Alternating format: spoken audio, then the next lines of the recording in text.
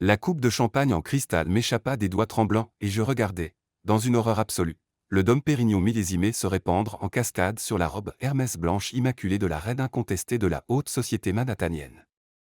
Le hoquet de Victoria Sterling aurait pu arrêter la circulation sur la 5e avenue. Vous vous moquez de moi, là, tout de suite, balbutiai-je frénétiquement, attrapant des serviettes en papier tout en essayant d'équilibrer le plateau d'argent des canapés qui m'avait déjà trahi une fois ce soir-là. Je peux payer le nettoyage. Je peux tout prendre en charge. Les yeux bleus arctiques de Victoria se rétrécirent tandis qu'elle tenait sa robe de couturier dégoulinante éloignée de son corps. Le gala de charité au Muséum d'histoire naturelle s'était figé sur place. 200 des personnes les plus puissantes de New York s'étaient tournées pour assister à ma chute spectaculaire. Vous allez payer une pièce de haute couture à $20 000. La chaleur envahit mes joues. $20 000. C'était plus que ce que je gagnais en 8 mois avec mes 3 emplois à temps partiel tout en terminant mon diplôme d'art culinaire à l'université Sullivan. Je trouverai un moyen, murmurai-je, la voix à peine audible. Le rire de Victoria fut d'une pure glaciale. Avec quoi exactement? Votre salaire de serveuse dans un café?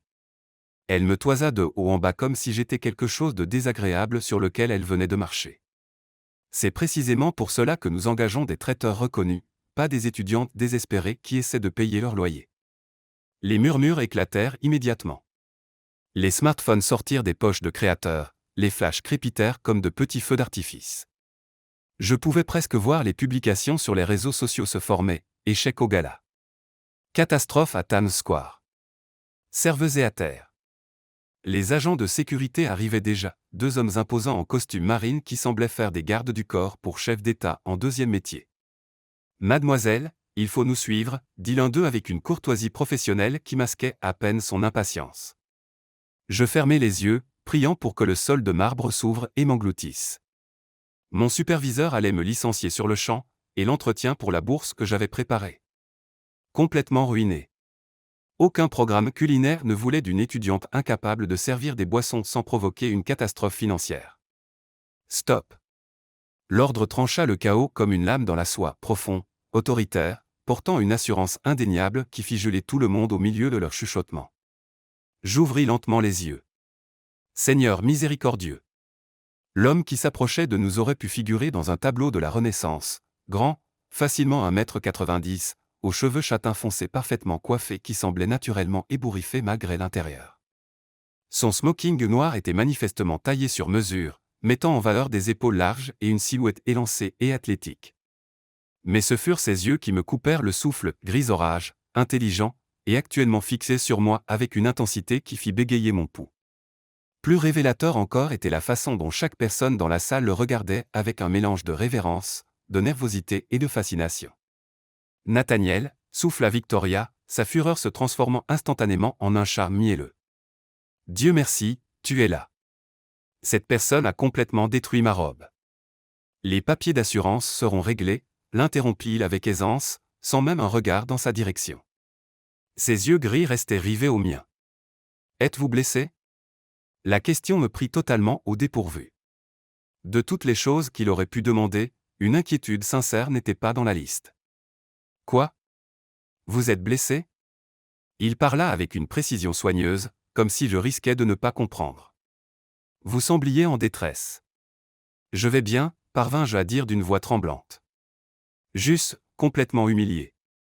Le coin de sa bouche se reva légèrement. Humilié. Évaluation exacte.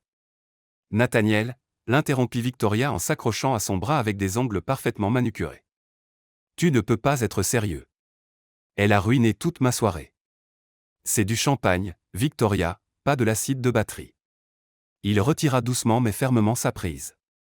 Ta soirée survivra. Mais tout le monde l'a vu. L'embarras seul. Tout le monde a vu un accident, dit-il, sa voix portant ce genre de pouvoir tranquille qui faisait taire les salles entières. Rien de plus dramatique que cela. Il se tourna vers moi, et je me sentis comme un spécimen sous un microscope. Quel est votre nom? Sophia, murmurai-je. Sophia Blake. Eh bien, Sophia Blake, accepteriez-vous de dîner avec moi? Tout le ballroom devint mortellement silencieux. Je suis presque certaine que le quatuor à cordes a raté une note. Je suis désolé, quoi, Queen et je. Dîner. Nourriture, conversation, interaction sociale humaine typique. Ses yeux gris pétillaient d'un amusement à peine contenu. À moins que vous n'ayez des engagements pressants ailleurs. Je regardais autour de moi frénétiquement. Le visage de Victoria avait pris une inquiétante teinte violette. Les agents de sécurité semblaient totalement perdus. Chaque personne dans la salle nous regardait comme si nous étions le spectacle principal de la soirée. Je travaille, balbutiai-je faiblement. Plus maintenant. Il fit un geste désinvolte vers l'équipe de sécurité, qui recula immédiatement. Messieurs, il semble y avoir une confusion. Mademoiselle Blake est ici en tant que mon invitée. Ton invitée ? La voix de Victoria aurait pu briser les vitrines du musée. Mon invitée, confirma-t-il avec un calme inébranlable. En réalité, c'est ma cavalière pour cette soirée. Si la salle avait été silencieuse avant, elle l'était désormais totalement. Le verre de champagne de quelqu'un glissa réellement de doigts inertes.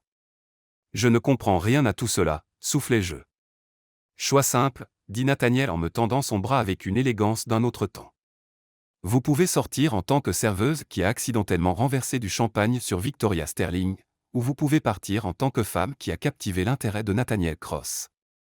Nathaniel Cross. Mon estomac tomba quelque part autour de mes genoux.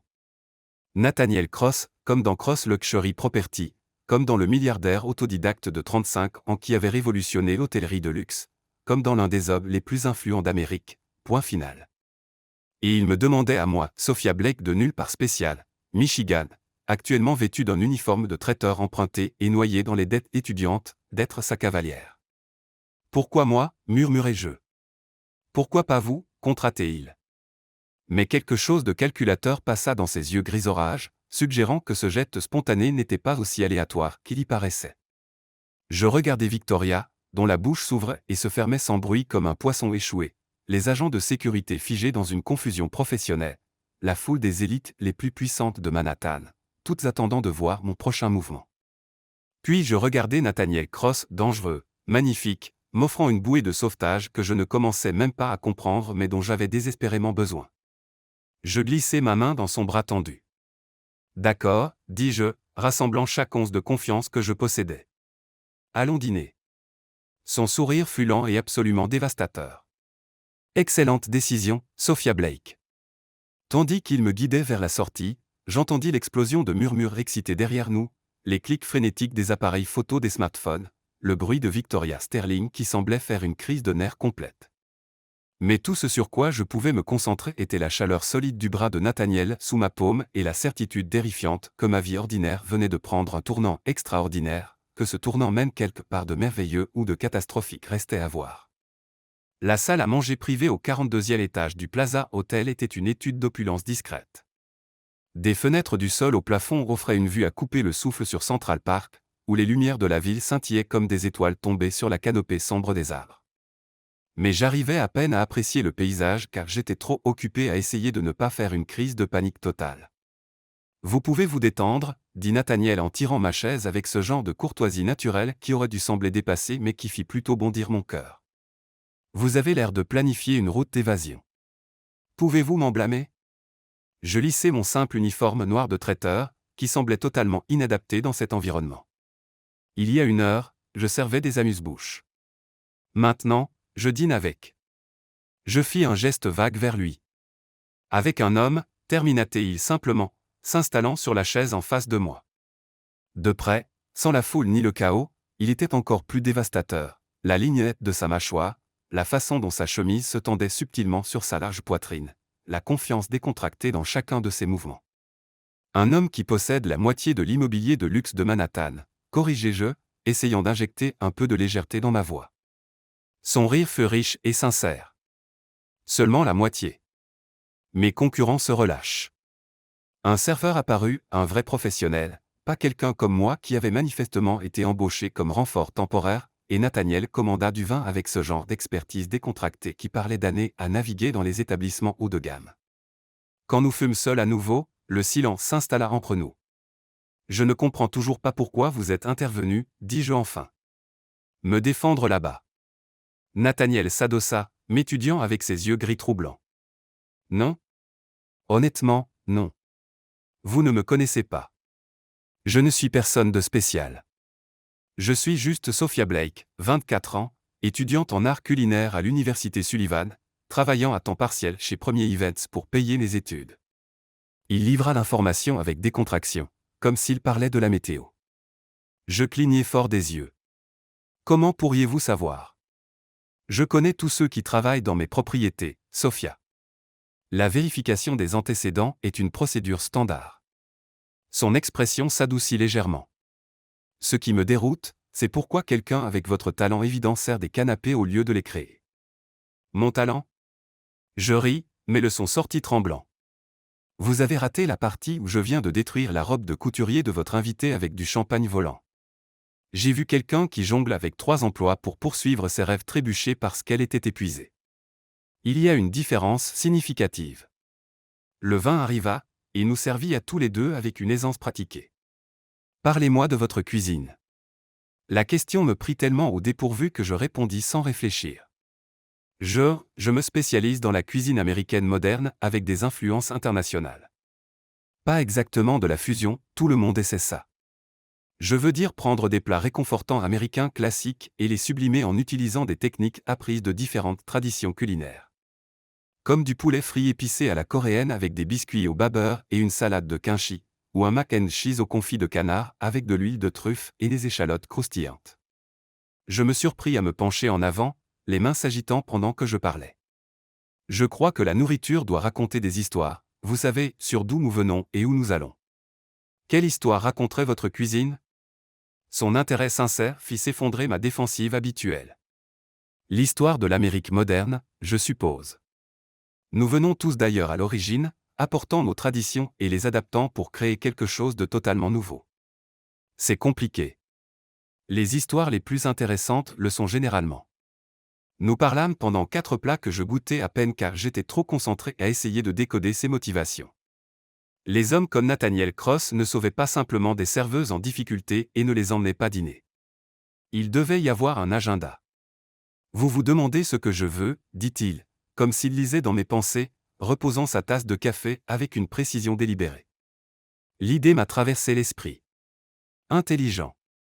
La plupart des gens seraient simplement flattés par l'attention. Il se leva, se dirigeant vers les fenêtres où Manhattan s'étalait sous nous comme un circuit imprimé scintillant. J'ai une proposition d'affaires pour vous. Le voilà. J'écoute. Je lance un nouvel hôtel et ma propriété phare à Chicago, dont l'ouverture est prévue dans 6 mois. Il se retourna pour me faire face. Je veux que vous soyez le chef exécutif. Je ris réellement. Vous plaisantez. Je ne plaisante jamais avec les affaires, Sophia. Je suis étudiante. Je n'ai jamais dirigé une cuisine, jamais même travaillé comme cuisinier de ligne dans un vrai restaurant. Vous voulez me mettre aux commandes d'un établissement phare? Je veux que vous créiez quelque chose d'inédit, un menu qui raconte l'histoire que vous venez de décrire. Ses yeux étaient concentrés comme des lasers, intenses. Mais il y a des conditions. Bien sûr qu'il y en a. Quel genre de conditions? Vous devrez être prête en 4 mois, pas 6, ce qui signifie quitter l'école et vous consacrer entièrement à ce projet. Il s'approcha, et je capturai à nouveau ce parfum enivrant, quelque chose de coûteux, boisé, masculin qui me retourna l'estomac. Et vous devrez convaincre le monde culinaire que vous avez votre place dans cette cuisine. Comment exactement? En les convainquant que vous avez votre place avec moi. Les mots restèrent suspendus dans l'air comme un défi. Mon pouls martela contre ma gorge. Je ne suis pas sûr de suivre. Une relation mise en scène, Sophia. Pendant 4 mois, vous serez la petite amie de Nathaniel Cross. Vous assisterez à des événements professionnels, rencontrerez des investisseurs, charmerez les critiques gastronomiques qui peuvent faire ou défaire un restaurant avant même son ouverture. Son sourire était tranchant comme une lame. En échange, vous obtenez le poste de vos rêves, et moi je gagne. Qu'est-ce que vous y gagnez? Un répit face à certaines tentatives de marieuses plutôt insistantes de la part de mon conseil d'administration, et une chef qui sera motivée à réussir parce que l'échec signifierait tout perdre. Je le fixai, essayant de digérer ce qu'il m'offrait. C'était insensé. Impossible. Tout ce dont j'avais toujours rêvé emballé dans un paquet qui me terrifiait absolument. Pourquoi moi, murmurai-je. Parce que vous êtes tombée ce soir, Sophia, et vous vous êtes relevée. Ses doigts effleurèrent mon poignet brièvement, mais le contact envoya de l'électricité dans tout mon système nerveux. Parce que vous avez quelque chose à prouver, et les gens qui ont quelque chose à prouver sont dangereux de toutes les bonnes façons. Je pensais à ma montagne de prêts étudiants, aux factures médicales de ma mère pour son traitement contre le cancer qui arrivait encore chaque mois, à mon rêve d'ouvrir un jour mon propre restaurant. Je pensais au rire cruel de Victoria Sterling et à la façon dont tout le monde m'avait regardé comme si j'étais jetable. Je pensais aux yeux gris orage impossibles qui me regardaient, attendant une réponse qui allait changer la trajectoire de toute ma vie. 4 mois, dis-je enfin. 4 mois, et ensuite j'obtiens le poste au restaurant. Vous obtenez l'opportunité de le mériter.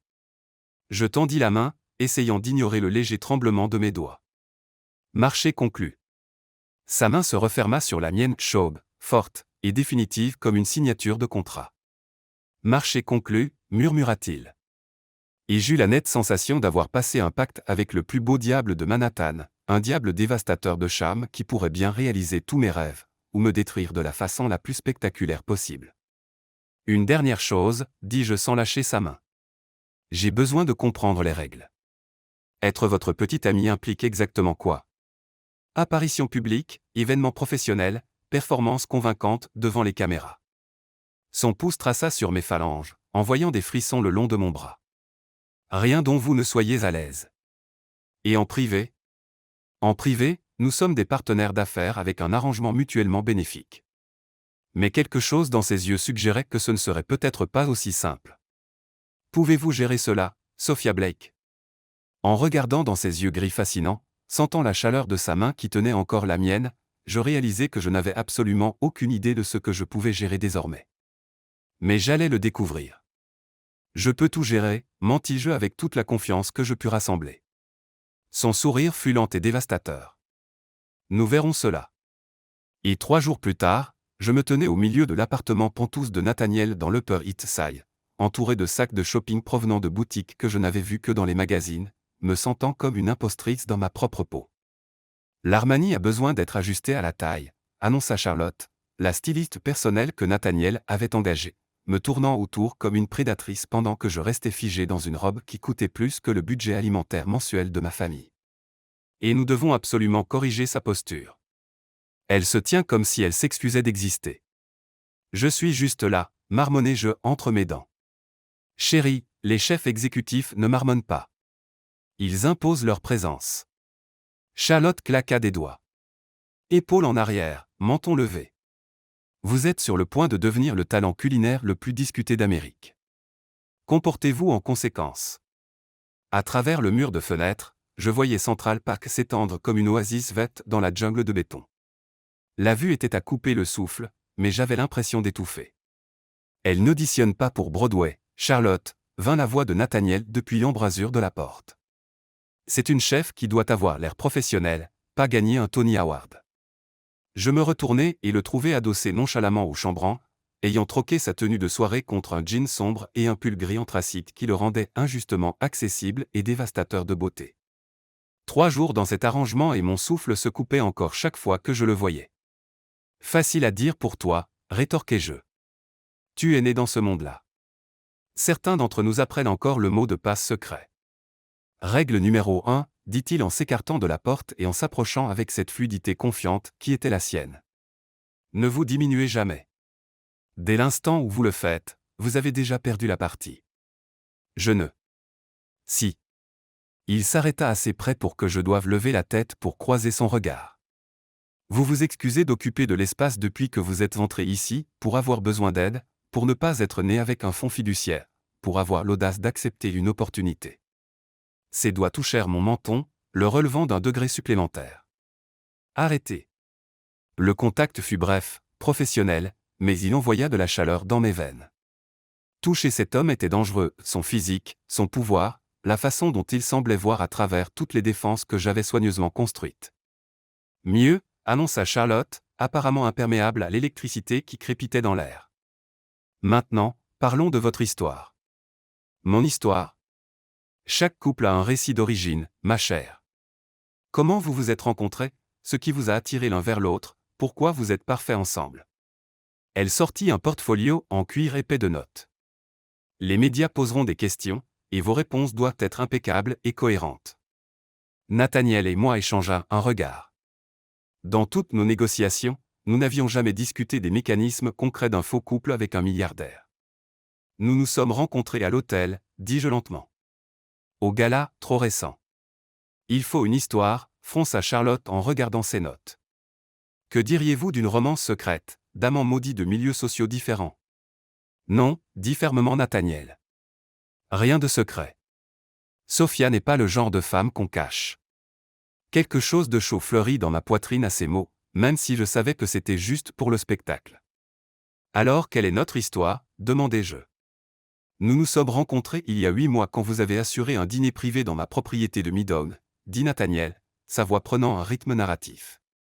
Vous remplaciez le chef principal qui avait une urgence familiale. Le repas était extraordinaire, un exemple parfait de cette fusion américaine moderne que vous avez décrite.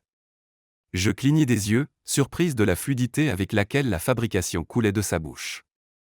Et ensuite j'ai passé 2 mois à essayer de vous convaincre de dîner avec moi. Vous refusiez sans cesse parce que vous pensiez que je n'étais qu'un riche playboy cherchant du divertissement. Un sourire joua au coin de sa bouche. Vous n'aviez pas totalement tort, bien sûr, jusqu'à ce que vous ayez tort. Qu'est-ce qui a changé? La question sortit plus douce que je ne l'avais voulu. Vous. Ses yeux retinrent les miens, et pendant un battement de cœur j'oubliai que tout cela n'était que mise en scène. La première fois que vous avez cuisiné pour moi personnellement, vraiment cuisiné, pas juste ce traiteur, j'ai su que j'étais dans de sérieux ennuis. C'est absolument parfait, tapa Charlotte dans ses mains. Romantique mais pas sirupeux. Différence de classe mais pas cliché.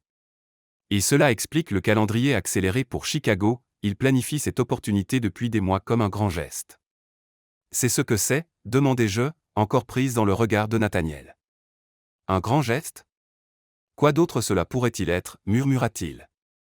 Et je ne parvins pas à déterminer s'il jouait encore ou si quelque chose de sincère s'était glissé dans sa voix.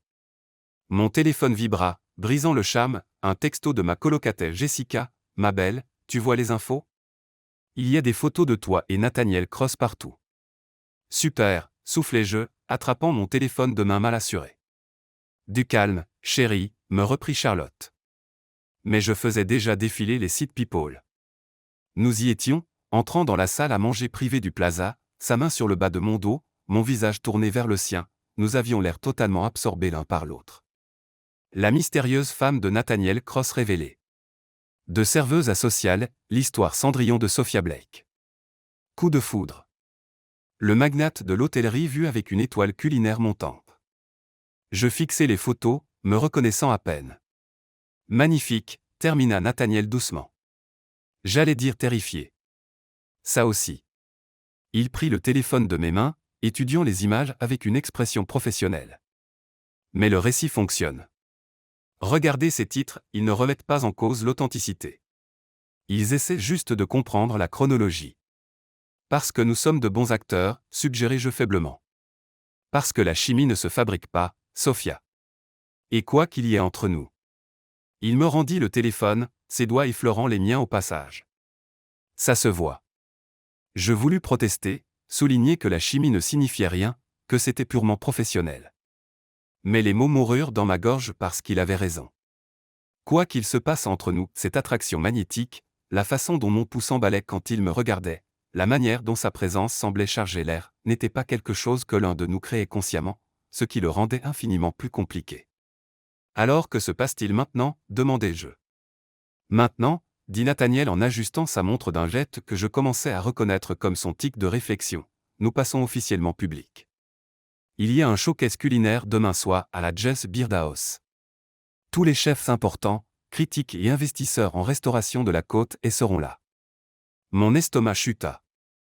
Et à la fin de la soirée, tout le monde croira que Nathaniel Cross est complètement, absolument investi dans le succès de Sophia Blake. Son sourire fut lent et dévastateur. Faites-moi confiance, ma chérie.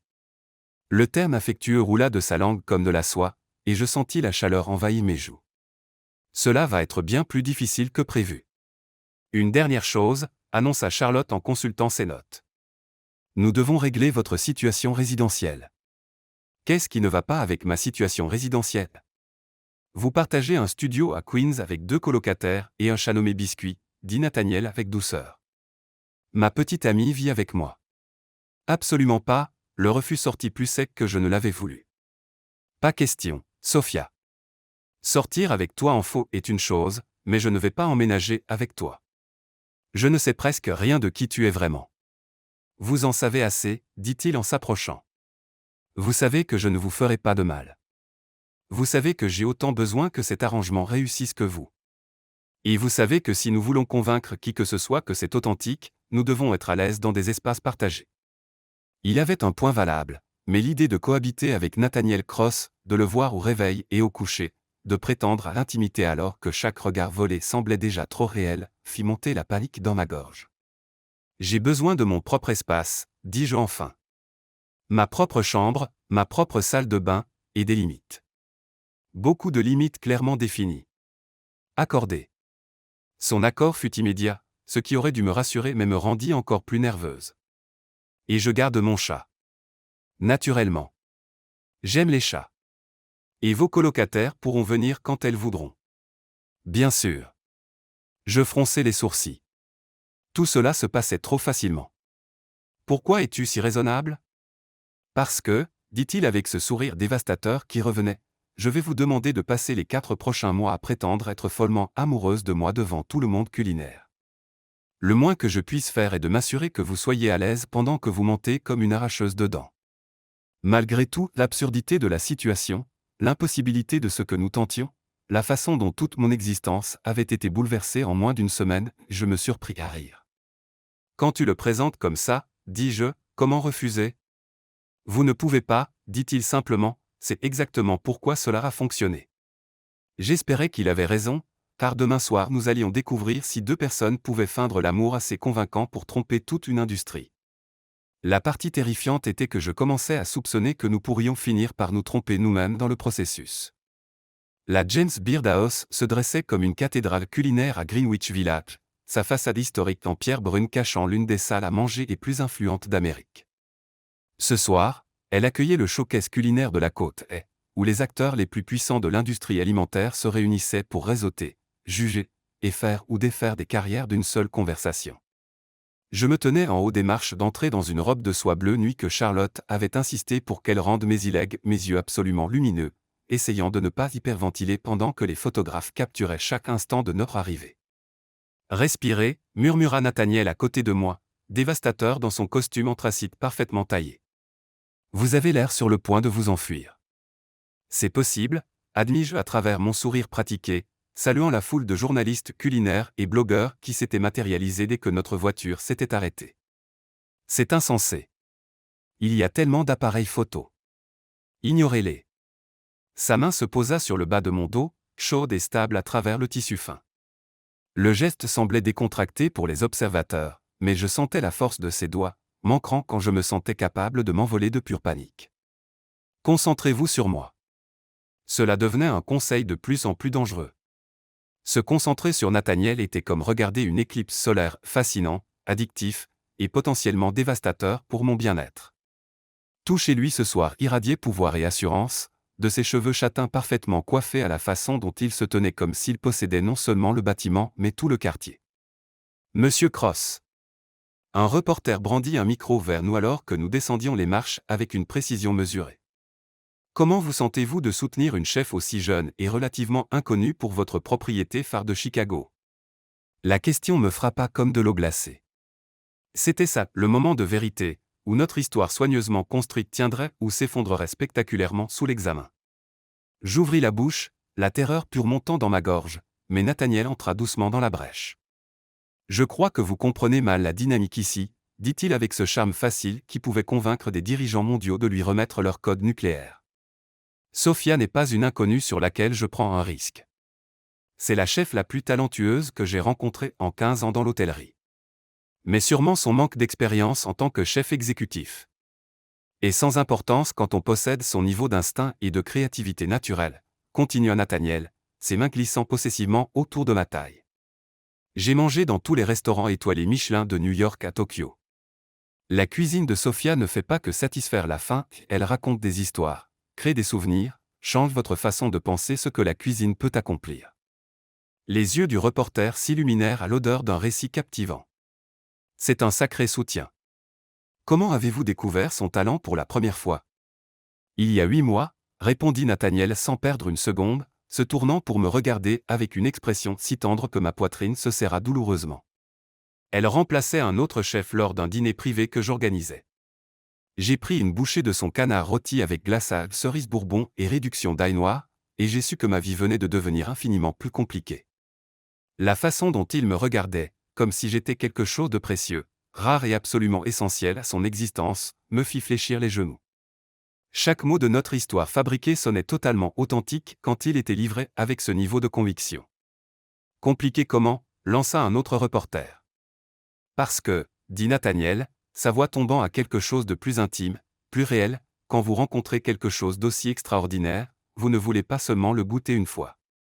Vous voulez le comprendre, le nourrir, faire partie de son évolution. Son pouce traça un petit cercle contre ma hanche, envoyant de l'électricité dans tout mon système nerveux. Vous voulez le convaincre de vous choisir en retour. La foule de journalistes s'était tue, suspendue à chaque mot. Même moi j'étais hypnotisé par sa performance, et je savais que c'était du théâtre soigneusement orchestré. Sauf, était-ce le cas? L'intensité dans ses yeux gris suggérait quelque chose de plus profond que la simple comédie. Et c'est le cas, m'entendis-je demander, ma voix à peine au-dessus d'un murmure. Il vous a choisi en retour. Son sourire fut lent et dévastateur. Qu'en pensez-vous, ma chérie? Le terme affectueux envoya de la chaleur dans mes veines, et je réalisai avec une alarme croissante que j'étais complètement perdu dans son regard, oubliant totalement que nous avions un public.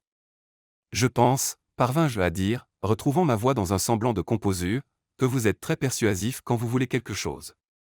Seulement quand ça vaut la peine de se battre, murmura-t-il. Et la façon dont il le dit fit craquer quelque chose de profond dans ma poitrine comme un œuf.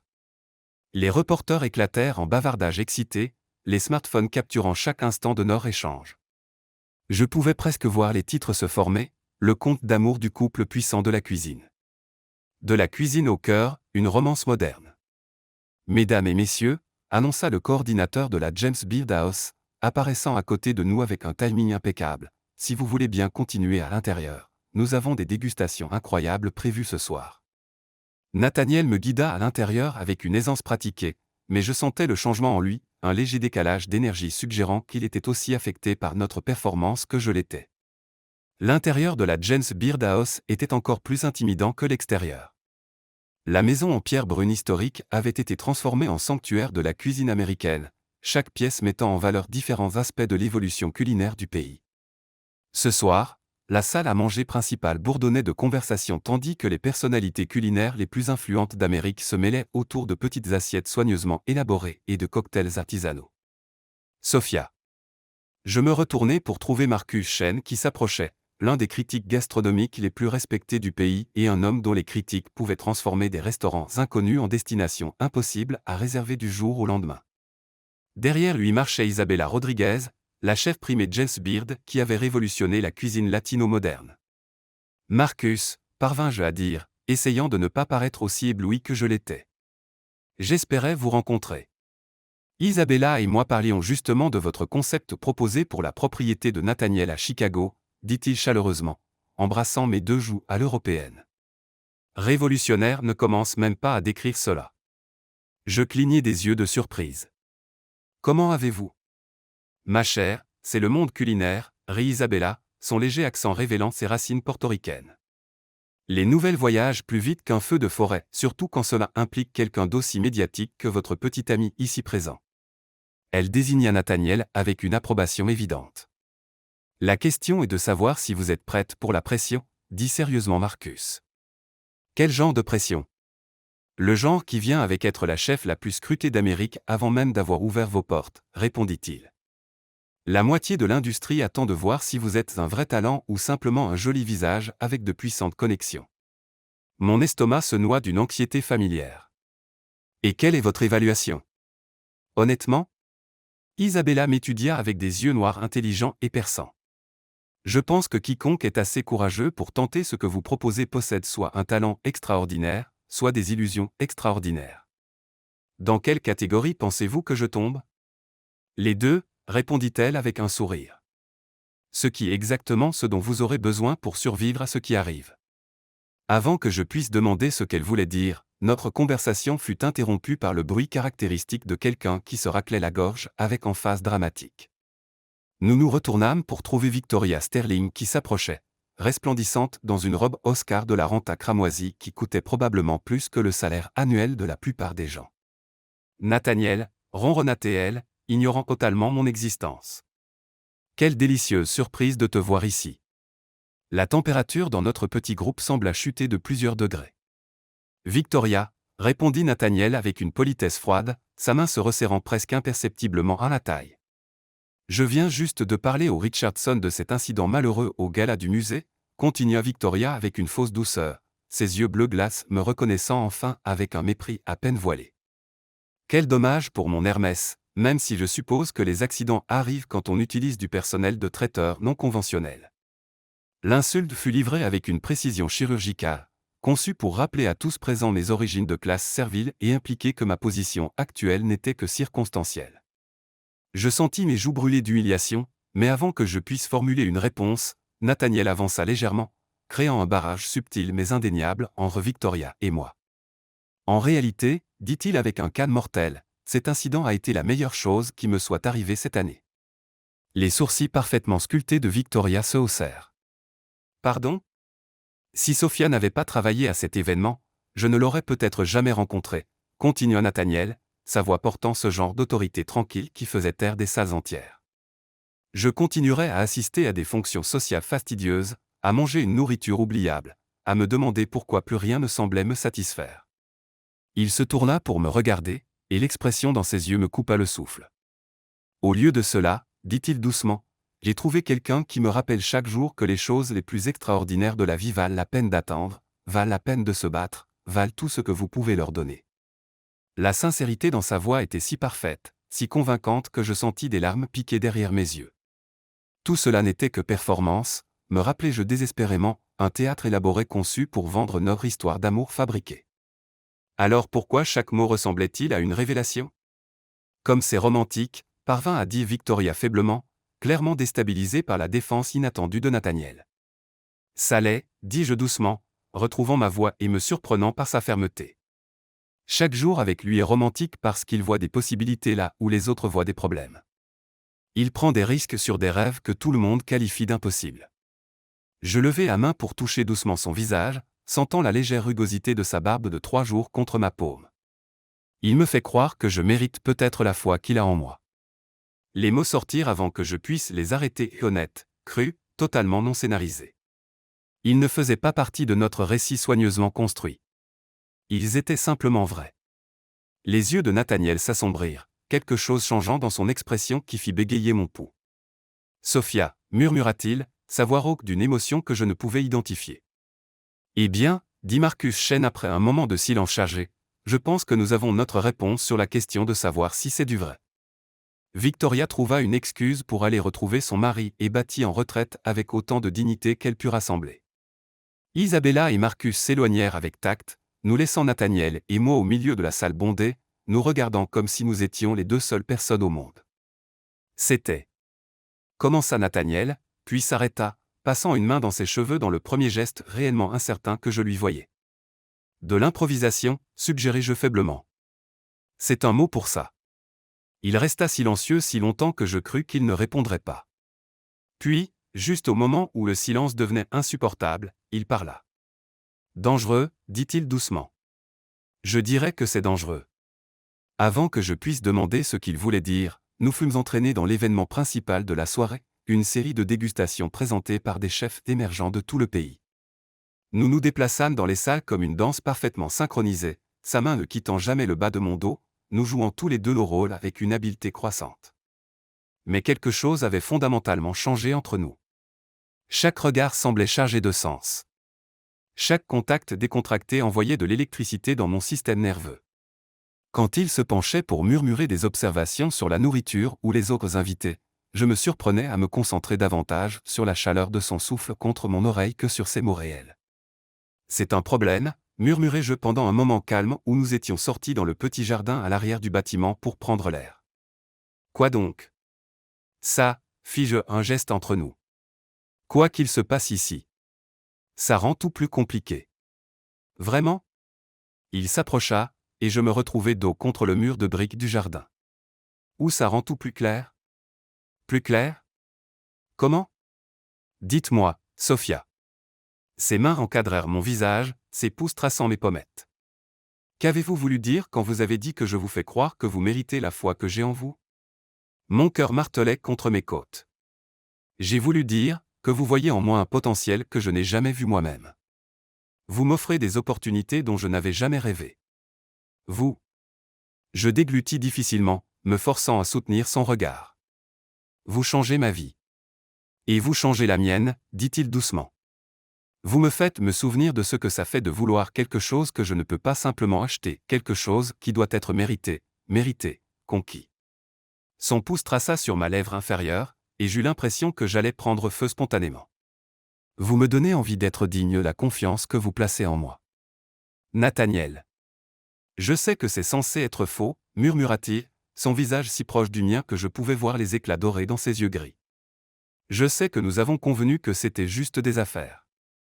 Mais là, en vous regardant, en sentant la façon dont vous réagissez quand je vous touche. Son front vint reposer contre le mien. J'ai du mal à me souvenir pourquoi ça semblait une bonne idée. Ma respiration venait en courtes inspirations haletantes. Parce que c'est plus sûr. Parce que quand ce sera fini, nous pourrons partir sans que personne ne soit blessé. Et si je ne veux pas partir? La question resta suspendue entre nous, lourde d'implications qui serrèrent ma poitrine de panique et de désir à parts égales. Tu ne sais pas ce que tu dis, murmurai-je. Vraiment? Tout cela n'est qu'une illusion, Nathaniel, et vêtements de créateur et restaurant cher et prétendre être quelqu'un que je ne suis pas. Quand les 4 mois seront écoulés, je redeviendrai l'ordinaire Sophia Blake du Michigan, et tu redeviendras un milliardaire qui pourrait avoir n'importe quelle femme au monde. Et si je ne veux que c'est si, demanda-t-il, sa voix si basse que je l'entendis à peine. Avant que je puisse répondre, avant que je puisse traiter ce qu'il disait ou ce que cela signifiait ou comment cela me faisait sentir, la porte du jardin s'ouvrit et Charlotte apparut, l'air légèrement échevelé. Vous voilà. Il faut vous ramener à l'intérieur. Foodwine veut faire une interview rapide, et elle s'arrêta, remarquant notre proximité et l'atmosphère chargée. Oh. Je dérange? Non, dis-je rapidement, me décalant pour mettre de la distance entre Nathaniel et moi. Nous prenions juste l'air. Bien sûr, dit lentement Charlotte, manifestement pas convaincue. Eh bien, l'heure de l'air est finie. Vous avez des admirateurs à charmer et une réputation à établir. Tandis que nous la suivions à l'intérieur, Nathaniel attrapa doucement mon coude. Cette conversation n'est pas terminée, dit-il doucement. Si, répondis-je. Mais même moi j'entendais l'incertitude dans ma voix. Nous verrons cela, ma chérie. Le reste de la soirée passa dans un flou d'introductions, d'interviews et de photos soigneusement mises en scène. Quand nous quittâmes enfin la James Beard House, j'étais émotionnellement épuisée et totalement confuse sur ce qui était réel et ce qui était performance. Ça s'est bien passé, dit Nathaniel tandis que son chauffeur naviguait dans la circulation nocturne de Manhattan vers son Pentouse.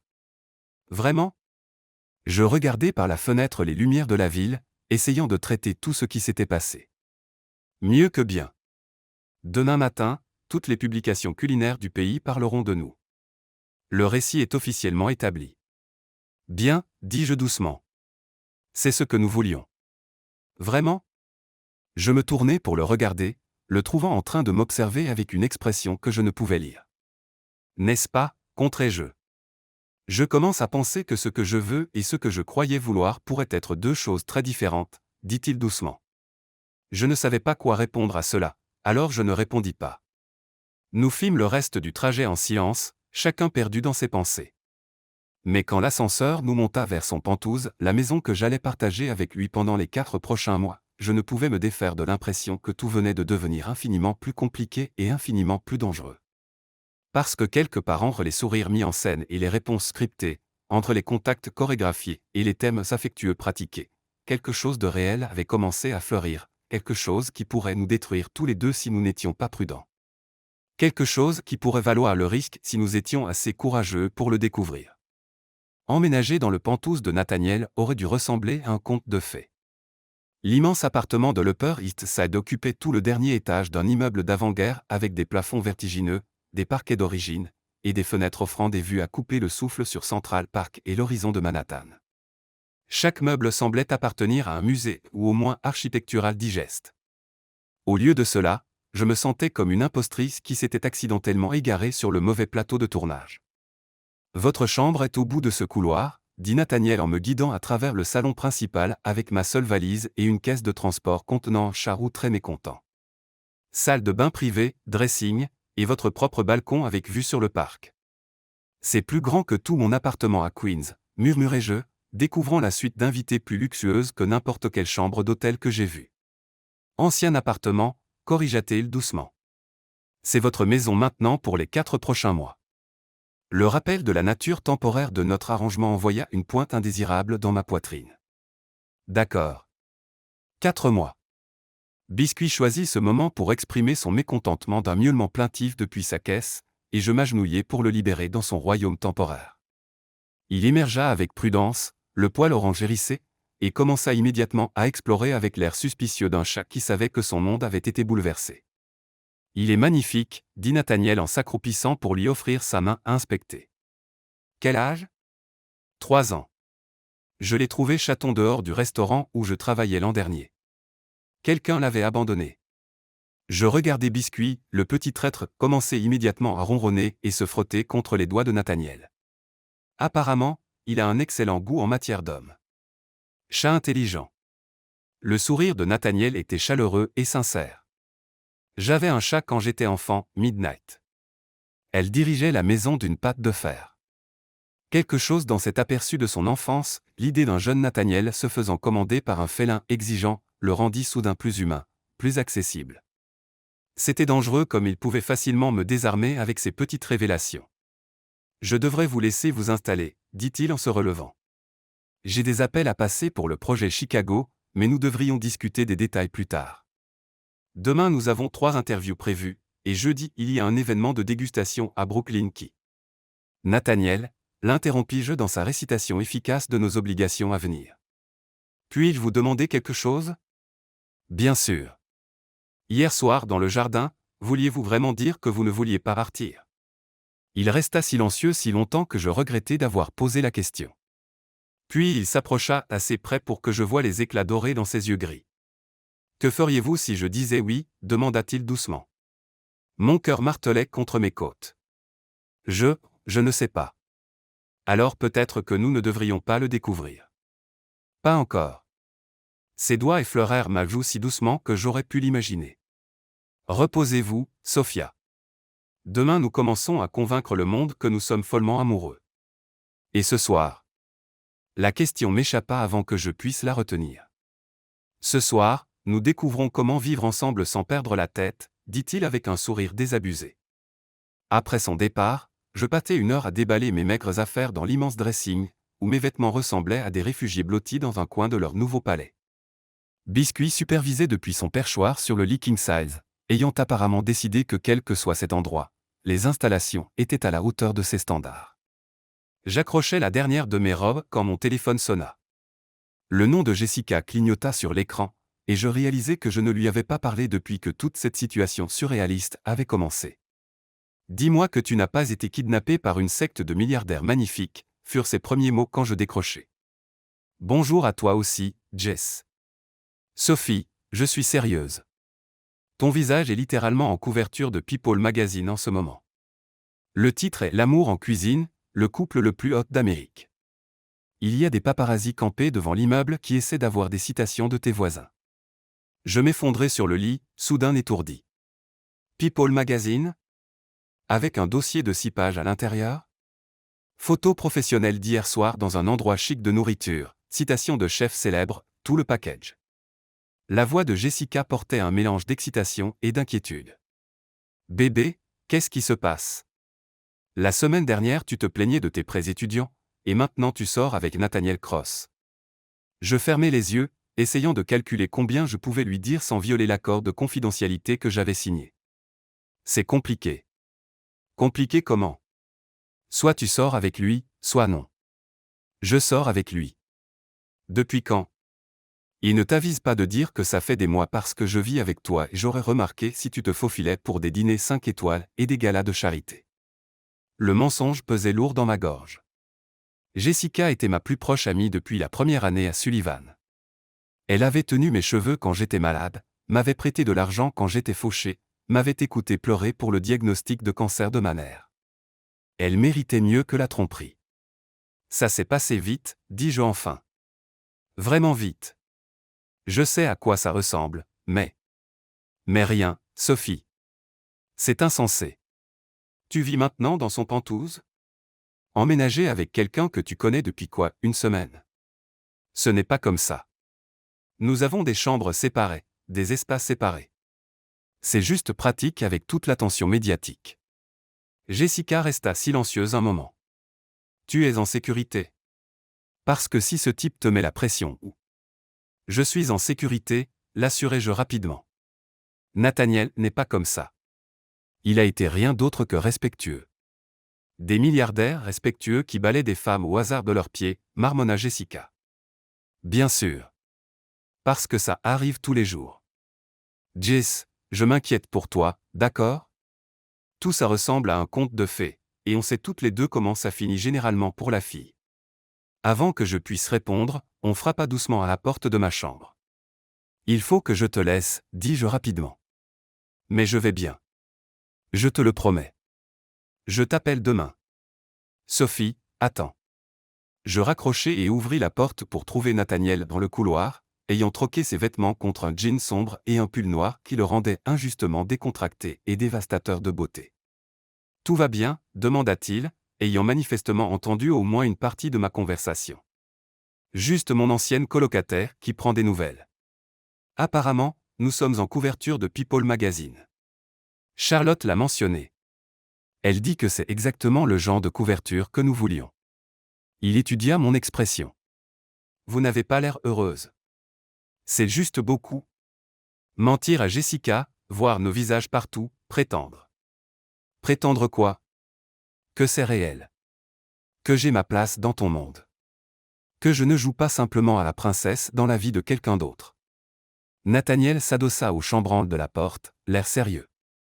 Et si je vous disais que vous avez plus votre place ici que quiconque que je connaisse? Je dirais que tu es très doué pour faire sentir les gens spéciaux. Et si je disais que je ne joue pas en ce moment? Que quand ce n'est que nous, pas de caméra, pas de public, je pense chaque mot que je vous dis. Mon souffle se bloqua dans ma gorge. Alors je dirais que ça rend tout infiniment plus compliqué. Peut-être que compliqué n'est pas toujours mauvais, dit-il doucement. Avant que je puisse répondre, Biscuit apparut entre nous, se frottant aux jambes de Nathaniel en ronronnant comme un petit moteur. L'interruption brisa une partie de la tension, et Nathaniel sourit. J'allais faire le dîner, dit-il. Tu as faim? Tu cuisines? Demandai-je, surprise. Je me débrouille. Rien au niveau de ton talent, mais je peux éviter de nous empoisonner. Il gratta Biscuit derrière les oreilles. À moins que tu préfères commander. Il y a un excellent thaï qui livre. Non, j'aimerais voir ce que tu sais faire en cuisine. Son sourire devint légèrement malicieux. Attention à ce que tu souhaites, ma chérie. La cuisine était le rêve de tout chef, appareil professionnel, plan de travail en marbre, et assez d'espace pour nourrir confortablement une petite armée. Je regardais depuis le bar du petit déjeuner pendant que Nathaniel se déplaçait dans l'espace avec une assurance surprenante, sortant les ingrédients d'un réfrigérateur qui semblait très bien approvisionné. Pâte à la puttanesca, annonça-t-il en posant tomates, olives et anchois sur le plan. Attention, c'est le seul plat que j'ai vraiment maîtrisé. Choix intéressant, observai-je, incapable de cacher mon amusement. Sais-tu ce que signifie puttanesca? Éclairez-moi. C'est italien pour à la manière des prostituées. La légende dit que c'était créé par des filles qui travaillaient à Naples parce que c'était rapide, pas cher, et que les saveurs fortes attiraient les clients depuis la rue. Nathaniel s'arrêta dans son hachage d'ail, un sourcil levé. Essaies-tu de dire quelque chose sur ma cuisine? Juste que tu as des choix alimentaires inconscients intéressants.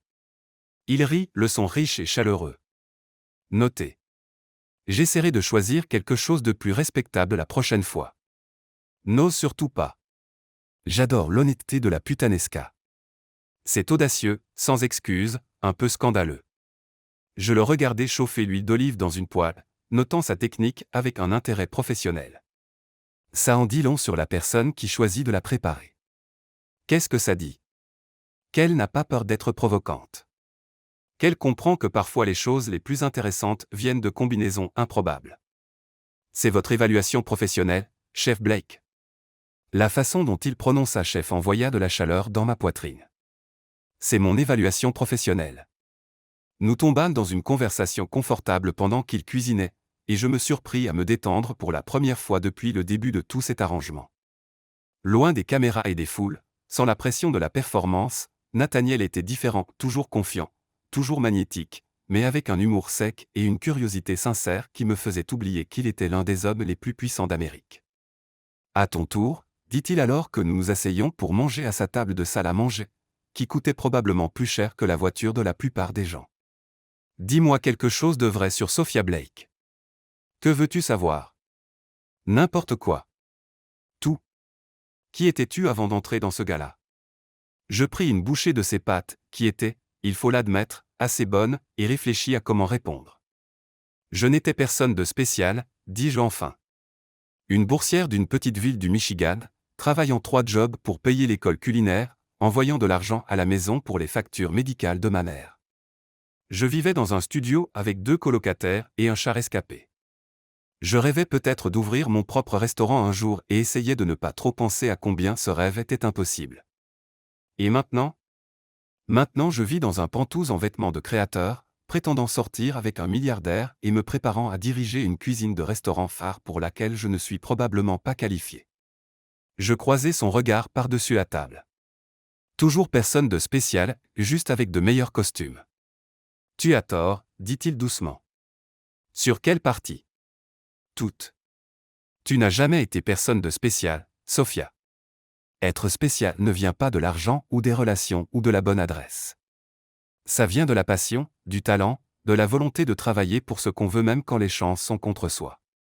Il tendit la main par-dessus la table, ses doigts couvrant les miens. Tu avais tout ça avant de me rencontrer. Alors pourquoi j'ai l'impression de jouer un rôle qui ne me va pas? Parce que tu as peur, dit-il simplement. Parce que quelqu'un a cru en toi assez pour changer toute ta vie, et c'est terrifiant. C'est ce que tu as fait. Changer ma vie. Je t'ai donné une opportunité. C'est toi qui changes ta vie en la saisissant. Nous finîmes le dîner dans un silence confortable, les lumières de la ville scintillant au-delà du mur de fenêtre comme des étoiles terrestres. C'était surréaliste d'être assise dans cet espace magnifique, mangeant des pâtes faites maison avec un homme qui pouvait acheter et vendre de petits pays, discutant de rêves et de peurs comme de vieux amis plutôt que des partenaires d'affaires dans une tromperie élaborée. Puis-je te poser une question maintenant, dis-je pendant que nous rangions la vaisselle. À charge de revanche. Pourquoi moi? Vraiment? Pas l'histoire que tu as racontée au reporter ou l'explication donnée à Charlotte, la vraie raison pour laquelle tu m'as choisi pour cet arrangement. Nathaniel resta silencieux si longtemps que je crus qu'il ne répondrait pas. Il rinça les assiettes avec une précision mécanique, ses mouvements prudents et contrôlés. Parce que, dit-il enfin, sans me regarder, tu m'as rappelé quelqu'un que j'étais autrefois. Que veux-tu dire? Affamé. Pas de nourriture, mais de quelque chose de plus, quelque chose de meilleur, quelque chose qui valait la peine de se battre. Il coupa l'eau et se tourna vers moi. J'ai bâti cet empire parce que j'avais peur d'être ordinaire, de me contenter de moins que tout ce que je pouvais imaginer. Quelque part en chemin, j'ai oublié ce que ça faisait. Tu me l'as rappelé et ça vaut la peine de risquer ma réputation sur une chef non testée. Ma réputation survivra. La question est de savoir si tu survivras à la voir. Avant que je puisse demander ce qu'il voulait dire, mon téléphone vibra avec un texto de Charlotte, matinée tôt demain. Voiture à 8 heures pour l'apparition au Today Show. Porter la robe bleue, elle passe bien à l'écran. La réalité revint comme une vague froide. Le travail appelle, demanda Nathaniel, lisant mon expression. Le Today Show nous veut demain matin. Es-tu prêt pour ça? Je pensais à affronter un public télévisuel national, à répondre à des questions sur notre relation, à convaincre des millions de gens que ce que nous avions était réel alors que je n'étais même pas sûr moi-même de ce que c'était. Non, dis-je honnêtement. Mais je suppose que je ferais mieux de m'y préparer vite. Et, il s'approcha, ses mains se posant doucement sur mes épaules. Tu vas être incroyable. Souviens-toi juste, les meilleurs mensonges sont surtout vrais. C'est-à-dire, ne pense pas à ce que tu es censé ressentir. Pense à ce que tu ressens vraiment et laisse ça transparaître. Le problème était que ce que je ressentais vraiment devenait plus compliqué d'heure en heure. Debout dans sa cuisine, ses mains chaudes sur mes épaules, ses yeux gris scrutant mon visage avec une intensité qui me coupait le souffle, j'avais l'impression d'être au bord d'une falaise, à un pas de la chute libre. Nathaniel, murmurai-je, sans même savoir ce que je voulais dire. Je sais, dit-il doucement. Je le ressens aussi. C'est censé être faux. Vraiment ? Ses pouces traçaient de petits cercles sur mes épaules, envoyant de l'électricité dans mon système nerveux. Parce que ça ne semble pas faux quand tu me regardes comme ça. Comment est-ce que je te regarde ? Comme si tu avais peur de ce qui pourrait arriver si tu arrêtais de prétendre que tout ça n'est que business. Il avait raison. J'avais peur, terrifié, en réalité parce que quelque part entre le gala de charité et la James Beard House, entre les robes de créateur et les pâtes à la putanesca, j'avais commencé à tomber amoureuse de l'homme qui était censé m'aider à feindre une relation. Nous ne pouvons pas, dis-je faiblement. Ne pas quoi ? Quoi que ce soit, ce qui se passe entre nous, ça va tout ruiner. Et si ça rendait tout meilleur ? Avant que je puisse répondre, avant que je puisse penser à toutes les raisons pour lesquelles c'était une terrible idée, il se pencha et m'embrassa. C'était censé être doux, je pense, une exploration tendre, une question plutôt qu'une affirmation. Mais au moment où ses lèvres touchèrent les miennes, quelque chose s'enflamma entre nous. 4 jours de distance soigneusement maintenue, de contacts professionnels et de chimie calculée explosèrent en quelque chose de brut, honnête et absolument dévastateur. Je lui rendis son baiser sans réfléchir, mes mains se crispant dans son pull tandis qu'il me rapprochait. Il y avait le goût du vin et de la possibilité, de toutes les choses que j'avais essayé de ne pas vouloir.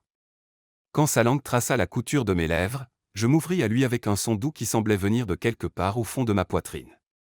Ce n'était pas une performance. Ce n'était pas du calcul. C'était Nathaniel et Sophia seuls dans sa cuisine, admettant enfin ce qui s'était construit entre eux depuis ce premier moment au musée. Quand nous nous séparâmes enfin, nous respirions tous les deux difficilement. Ça, dit Nathaniel contre mes lèvres, n'était définitivement pas faux.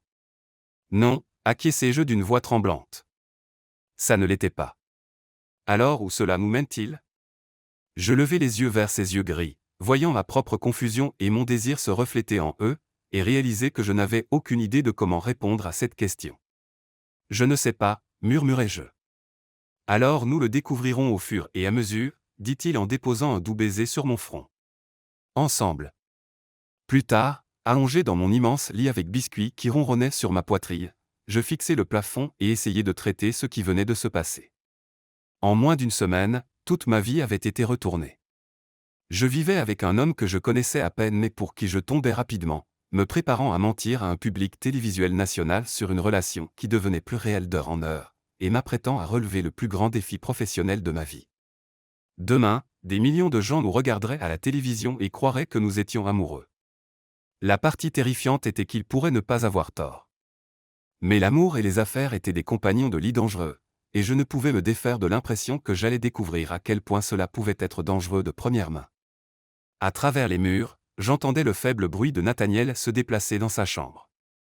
Et je me demandais s'il avait aussi du mal à dormir, s'il revivait ce baiser, analysant chaque instant comme je le faisais, s'il avait aussi peur que moi de ce dans quoi nous nous engagions. Mon téléphone vibra avec un dernier texto de la nuit, celui-ci d'un numéro inconnu. Profite bien de tes 15 minutes de gloire, ma chérie. Certains d'entre nous savent exactement qui tu es vraiment. Je fixai le message, le sang glacé dans mes veines. Quelqu'un là-dehors savait quelque chose, ou croyait le savoir. Quelqu'un qui ne voulait pas que je réussisse. J'aurais dû montrer le texto à Nathaniel. J'aurais dû lui dire que nous avions peut-être un problème. Au lieu de cela, je le supprimais et essayais de me convaincre que c'était juste un message anodin d'un troll. Mais au fond de moi, je savais que non. Ce conte de fées était trop beau pour être vrai, et les contes de fées venaient toujours avec des loups. J'espérais simplement voir le mien arriver avant qu'il ne soit trop tard. Les studios du Today Show à Rockefeller Center vibraient du chaos contrôlé de la production télévisée en direct. Même à 7 heures du matin, l'énergie était électrique, producteurs courant entre les plateaux, maquilleurs maniant leurs pinceaux comme des arts, et le bourdonnement constant des équipements testés et retestés pour les millions de téléspectateurs qui se connecteraient à travers l'Amérique. J'étais assis dans la loge verte en essayant de ne pas tripoter la robe bleu saphir que Charlotte avait choisie, regardant Nathaniel faire les 100 pas près des fenêtres avec son téléphone collé à l'oreille. Il prenait des appels professionnels depuis 5 heures du matin, sa voix nette et professionnelle tandis qu'il gérait ce qui semblait être une crise avec l'une de ses propriétés de Chicago. Même au milieu de notre charade élaborée, son empire exigeait de l'attention. Les ingénieurs en structure sont trop prudents, disait-il, sa main libre faisant des gestes précis et tranchants. Si nous retardons l'ouverture d'un mois de plus, nous perdons toute la saison estivale. Trouvez-moi une autre firme. Le regarder travailler était fascinant et légèrement intimidant. C'était Nathaniel Cross dans son élément naturel, commandant, décisif, absolument maître de la situation. Cela me rappelait exactement avec qui j'avais affaire et à quel point j'étais hors de ma catégorie. Nerveuse, demanda une voix familière derrière moi. Je me retournai pour trouver Charlotte s'installant sur la chaise à côté de la mienne, impeccable malgré l'heure matinale. Elle tenait 2 tasses de café et m'entendit comme une offrande de paix. Terrifié, admis-je, acceptant la caféine avec gratitude. Et si je dis la mauvaise chose? Et s'il pose des questions pour lesquelles nous ne sommes pas préparés? Alors vous faites ce que font toutes les personnes qui réussissent à la télévision en direct, répondit Charlotte avec un sourire rassurant. Vous esquivez, redirigez, et charmez pour passer au travers. Vous allez y arriver, Sophia. Je vous ai vu avec Nathaniel. La chimie est indéniable. Si seulement elle savait à quel point elle l'était devenue. Le baiser d'hier soir avait tout changé. J'avais à peine dormi, revivant chaque instant, analysant chaque sensation, essayant de comprendre comment quelque chose qui était censé être faux était devenu si dévastateur de réalité. Quand j'étais sorti de ma chambre ce matin, Nathaniel m'attendait avec du café frais et des croissants chauds d'une boulangerie française impossiblement chère, faisant comme si nous n'avions pas franchi toutes les limites professionnelles que nous avions établies. Mais je l'avais surpris à me regarder différemment, comme s'il voyait quelque chose de nouveau, quelque chose qui n'était pas là avant. Ou peut-être quelque chose qui avait toujours été là mais que nous avions tous les deux été trop prudents pour reconnaître. 5 minutes, tout le monde, appela une assistante de production, clipoir en main et casque crépitant d'instructions. Monsieur Cross, Madame Blake, nous avons besoin de vous en maquillage pour les dernières retouches. Nathaniel termina son appel et s'approcha de nous avec cette assurance fluide que je commençais à reconnaître comme l'une de ses armes les plus dangereuses. Dans son costume anthracite parfaitement taillé et sa cravate argent, il semblait tout droit sorti de GQ. « Comment nous sentons-nous » demanda-t-il en s'installant dans le fauteuil de maquillage à côté du mien. « Comme si j'allais vomir en direct à la télévision nationale, dis-je honnêtement. Ça nous rendrait certainement mémorables, répondit-il avec un léger sourire, puis devint plus sérieux. Souviens-toi de ce que nous avons discuté hier soir. Les meilleures performances viennent de la vérité. Ne réfléchis pas trop. La maquilleuse, une petite fan nommée Maria qui maniait ses pinceaux avec une précision chirurgicale, commença à retoucher mon fond de teint déjà impeccable tout en bavardant sur le temps inhabituellement chaud et le mariage prochain de sa fille. La routine familière était étrangement apaisante, même si mon estomac continuait ses gymnastiques. Vous formez le couple le plus adorable, dit Maria en appliquant un dernier coup de mascara sur mes cils. Je fais du maquillage ici depuis 15 ans, et je peux toujours distinguer le vrai du coup de pub. Vous avez quelque chose de spécial. Nathaniel croisa mon regard dans le miroir, et je vis quelque chose vaciller dans son expression, surprise peut-être, ou reconnaissance, comme si Maria venait de confirmer quelque chose qu'il se demandait lui-même. Merci, parvins-je à dire, ma voix plus stable que je ne me sentais. Place, tout le monde. L'assistante de production était de retour, plus frénétique maintenant que l'émission en direct approchait. Monsieur Cross, Madame Blake, vous passez dans 60 secondes. Les lumières du studio étaient aveuglantes, transformant le plateau familier du Today Show en quelque chose qui ressemblait plus à un vaisseau spatial alien qu'à un studio télé. Savannah Guthrie était assise en face de nous, l'air posé et professionnel d'une façon qui faisait paraître ma formation médiatique aux folies inadéquate. Et nous revoilà, dit Savannah en regardant directement la caméra 2 avec ce genre de charme naturel qui venait d'années de pratique. Je suis maintenant rejointe par Nathaniel Cross, le magnate milliardaire de l'hôtellerie derrière Cross Luxury Property, et sa petite amie, l'étoile culinaire montante Sophia Blake. Merci à vous deux d'être là. Merci de nous recevoir, répondit Nathaniel avec aisance, sa main trouvant la mienne sur le canapé entre nous. Le contact était censé être pour le chaud, mais la chaleur de ses doigts entrelacés aux miens envoya de l'électricité le long de mon bras. Alors, c'est une sacrée histoire d'amour moderne, continua Savannah avec un sourire.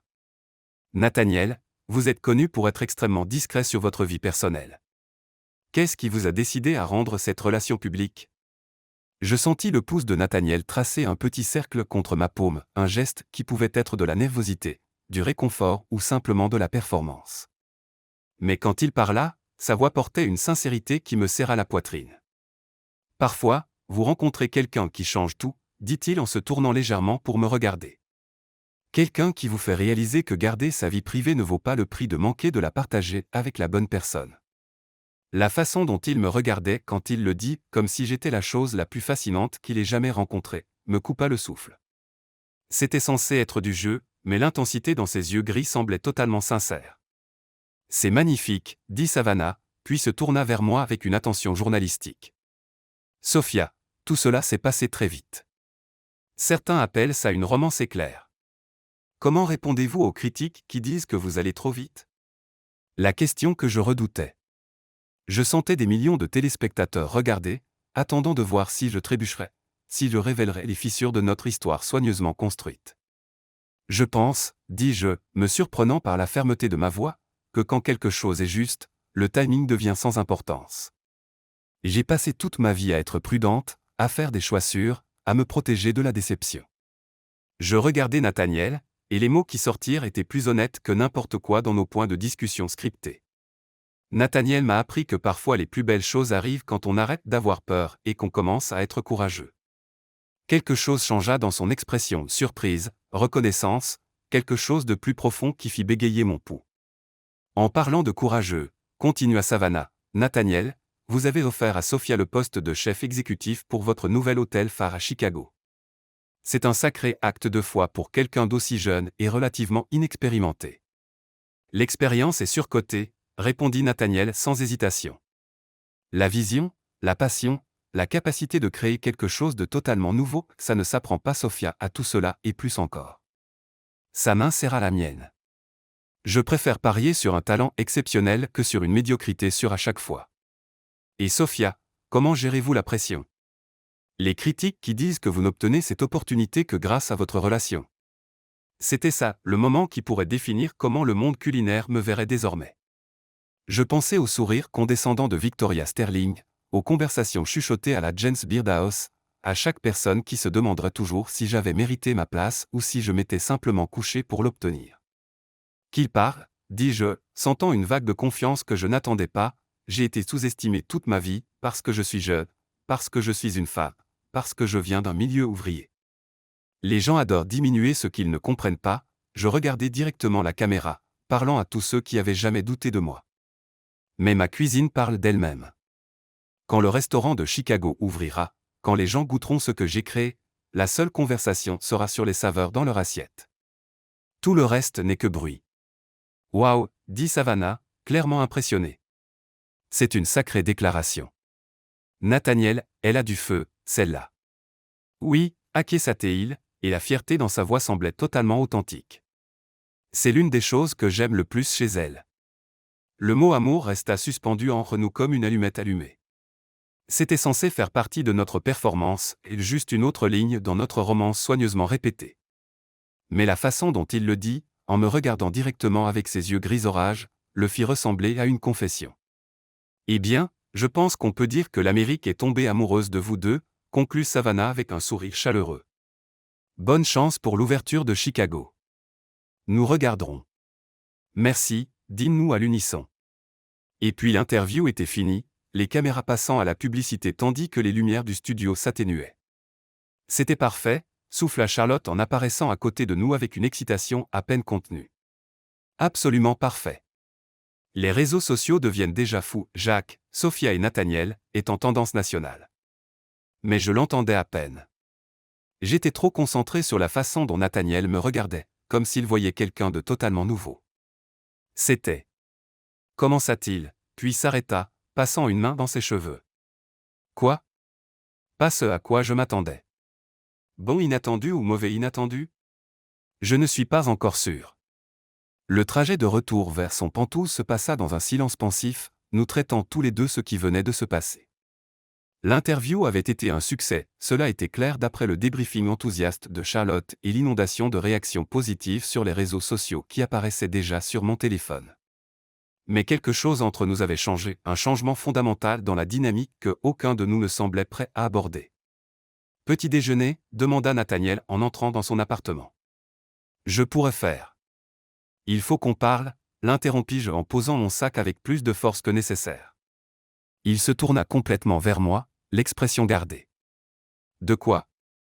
D'hier soir. De ce qui vient de se passer dans cette interview.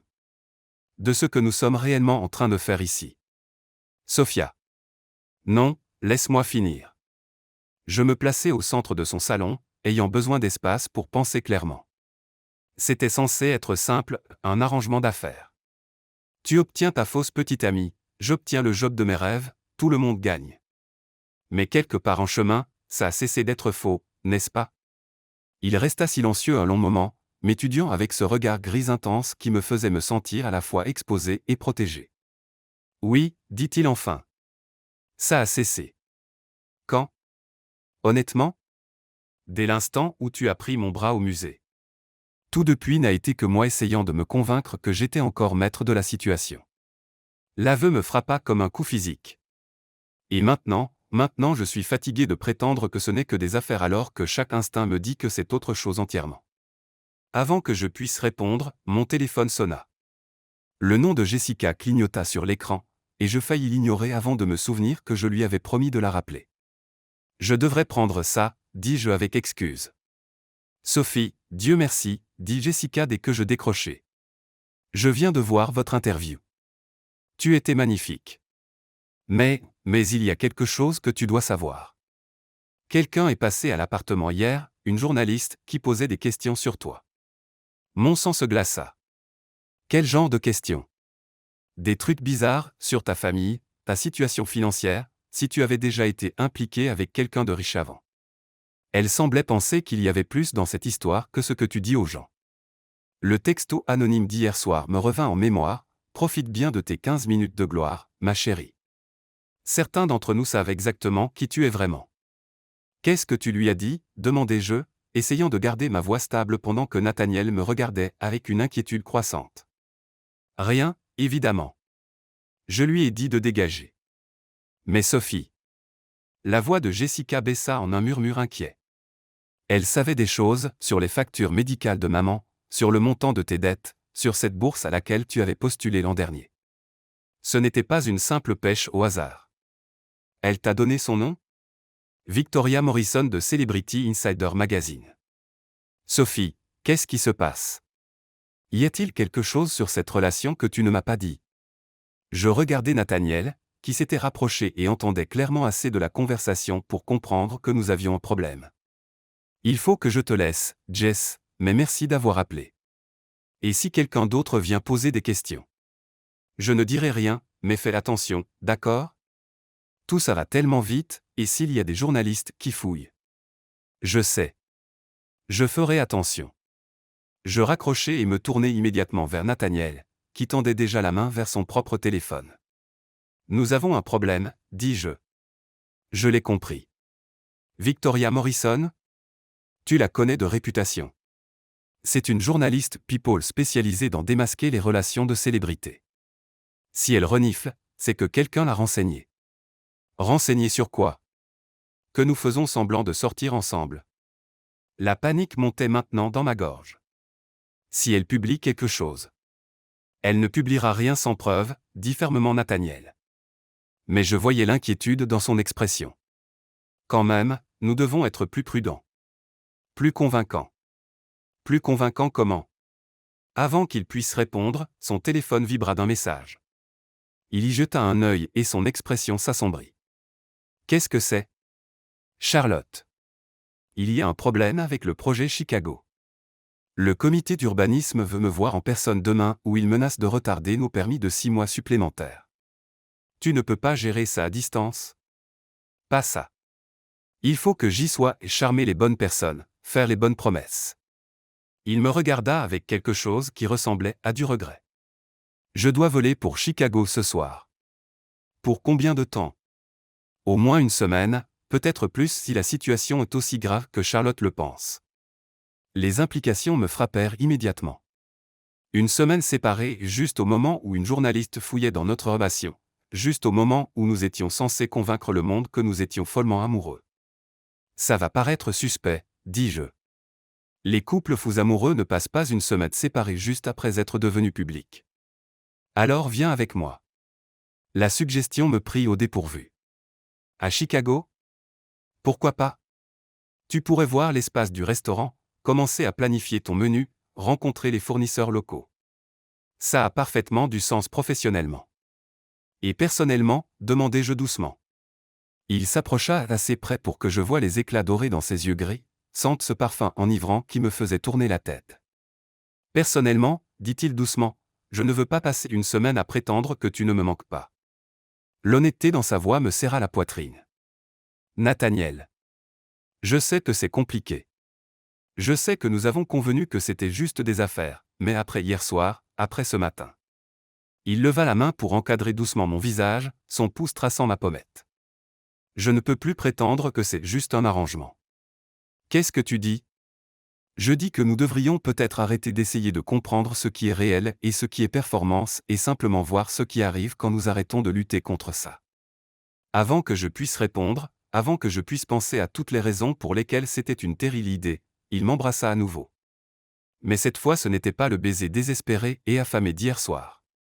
C'était quelque chose de plus doux, plus délibéré, comme une question et une réponse en même temps.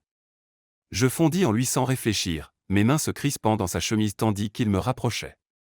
Il avait le goût du café et de la possibilité, de tous les rêves dont j'avais peur de vouloir. Quand sa langue traça la couture de mes lèvres, je m'ouvris à lui avec un son doux qui semblait venir du plus profond de mon âme. C'était de la folie. C'était censé être faux. Ça allait tout compliquer et potentiellement détruire l'opportunité d'une vie. Je lui rendis son baiser quand même. Quand nous nous séparâmes enfin, nous respirions tous les deux difficilement. Alors, dit Nathaniel contre mes lèvres. Chicago? Chicago, acquiesçai-je, sachant que je faisais probablement la plus grosse erreur de ma vie. Mais quand il sourit, ce sourire lent et dévastateur qui me faisait fléchir les genoux, je réalisai que je m'en fichais. Pour la première fois de ma vie, j'allais arrêter d'être prudente et commencer à être courageuse, même si cela me détruisait. 3 heures plus tard, je jetai des vêtements dans une valise pendant que Biscuit supervisait depuis son perchoir sur mon lit, clairement mécontent de cette perturbation soudaine de sa routine. Charlotte avait organisé une paisiteur, apparemment les petits amis milliardaires venaient avec des services pour tout et j'essayais de ne pas penser au fait que j'allais passer une semaine seule avec Nathaniel à Chicago. Une semaine à prétendre être amoureuse tout en essayant de ne pas vraiment tomber amoureuse. Une semaine à jouer à la maison pendant que des journalistes fouillaient potentiellement dans tous les secrets que j'avais jamais eus. Une semaine qui pourrait soit faire ma carrière, soit la détruire entièrement. Mon téléphone vibra avec un autre texto du numéro inconnu. J'espère que tu apprécies les projecteurs, ma chérie. Ne t'habitue pas trop. Certains contes de fées ont de très malheureuses fins. Cette fois, je ne le supprimai pas. Cette fois, je fis une capture d'écran et l'envoyai à Nathaniel avec un message. Nous avons définitivement un problème. Sa réponse arriva immédiatement, qu'il vienne. Nous gérerons ça ensemble. Ensemble. Le mot envoya de la chaleur dans ma poitrine même si la peur griffait ma gorge. Parce que qui que ce soit qui me menaçait savait clairement quelque chose, et j'avais le pressentiment qu'il n'allait pas attendre beaucoup plus longtemps pour l'utiliser. Mais en fermant ma valise et me préparant à suivre Nathaniel Cross à Chicago, je réalisai que quelque chose avait fondamentalement changé. Il y a une semaine, j'aurais fui au premier signe de problème. J'aurais protégé mes arrières, pris le chemin sûr, évité le risque. Maintenant, en regardant la capture d'écran de ce message menaçant, tout ce que je ressentais était de la colère. Quelqu'un essayait de détruire quelque chose de beau avant même qu'il ait une chance de fleurir. Quelqu'un pensait pouvoir m'intimider pour que j'abandonne la meilleure chose qui me soit jamais arrivée. Ils allaient apprendre à quel point ils avaient tort. Parce que Sophia Blake du Michigan n'était peut-être personne de spécial. Mais Sophia Blake, qui était assez courageuse pour embrasser Nathaniel Cross, assez audacieuse pour reprendre un restaurant phare, et assez forte pour se battre pour ce qu'elle voulait, était quelqu'un de totalement différent. Et elle n'allait nulle part. Fin.